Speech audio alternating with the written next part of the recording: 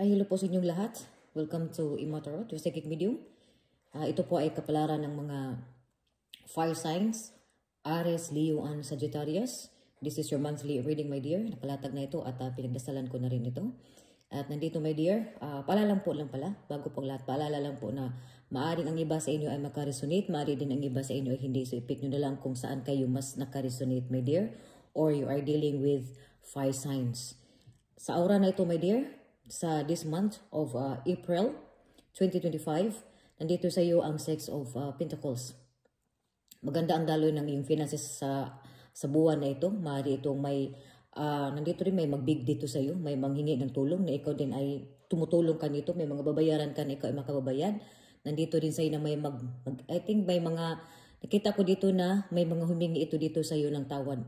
Dito naman sa iyo, kindness ka, full ka of, marami kang blessings na matatanggap dito. Dito sa iyong aura nito, the more you give dito, the more also you receive. But nakita ko dito, mas more kind ka.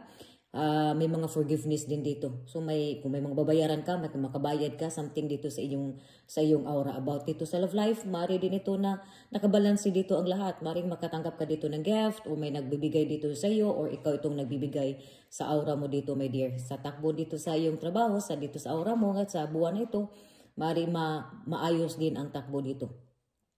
Sa first week dito, my dear, nakita ko dito na may mga celebrations dito, may mga issues ka.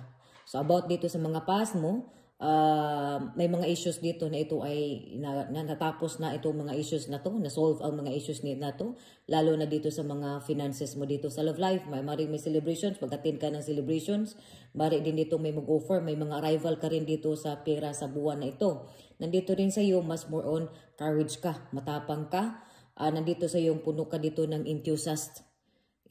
Nandito yun kung may mga kaaway ka man o may mga negatibo man o kung ano man yung mga negative dito sa workplace mo, sa environment mo, kung ano man, nakita ko dito na ikaw ay mananalo ka dito. This is really a success dito. Kumbaga sa first week na sa April, nakita ko ditong swerte ka dito sa buwan na ito because nandito ang the craft, lalo na dito sa mga Leo sign. Nandito din sa iyo sa second week, nakita ko rin dito na sa second week, may mga kailangan mo ditong sundin mo yung intuition mo. May mga travel, may mga travel. It could be travel abroad or may aalis sa second week. Nandito din sa iyo na, nandito yung nakahang na situations. But nakita ko ito may blessings in disguise dito eh. May mga nag-offer dito, blessing in disguise. Sa love life, maaari itong may blessings. May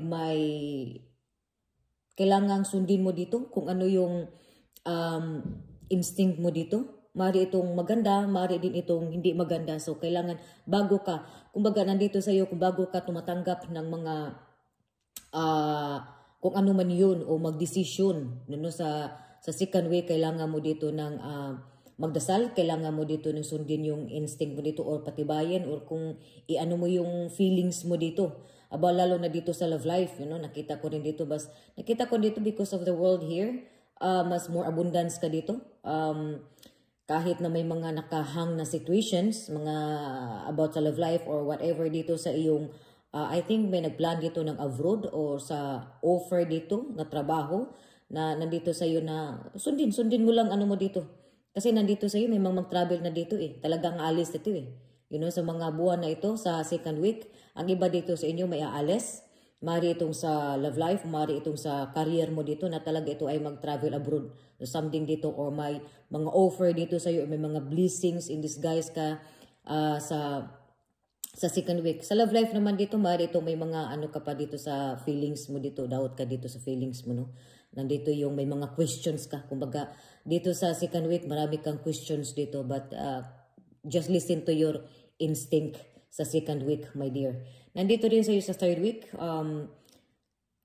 nandito yung positibo, nandito yun sa iyo na may mga hindi ka magandang balita na matatanggap dito sa third week.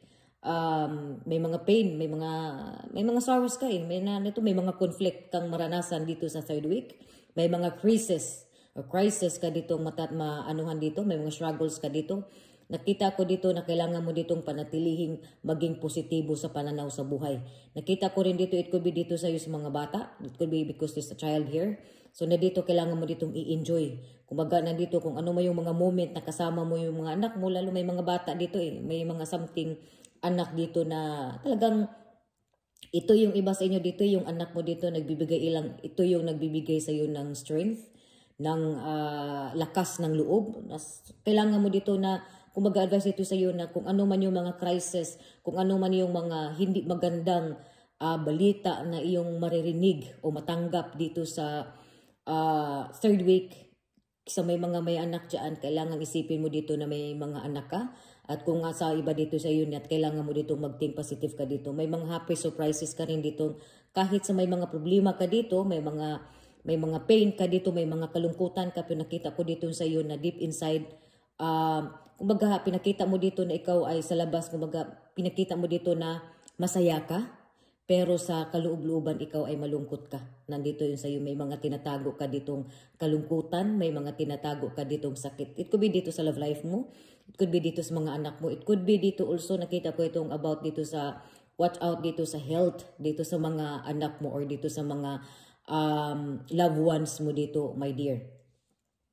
Nandito naman sa fourth week, nandito sa mga fourth week, may mga ano ka dito, may mga ganun din dito sa iyo, dito sa fourth week mo, may mga crisis ka rin dito, may mga pain ka dito, but nakita ko ditong end of struggles to Nakita ko ito, may ma-end ito mga struggles mo dito, may mga pain ka dito, pero mag-end ito kasi nakita ko ito na, nakita ko ito may the 7 of wands here, nagsasabi ito na ikaw ay magtatagumpay ka sa mga problema, sa mga conflict dito. Sa trabaho, maaari ito may mga conflict ka dito sa trabaho mo, pero nakita ka dito na ito ay magsasucceed ka gawa nito sa 7 of wands. Nandito sa iyong finances, maaari ito sa mga finances mo dito, maayos din, magkaroon ka dito ng kunting problema dito sa iyong finances.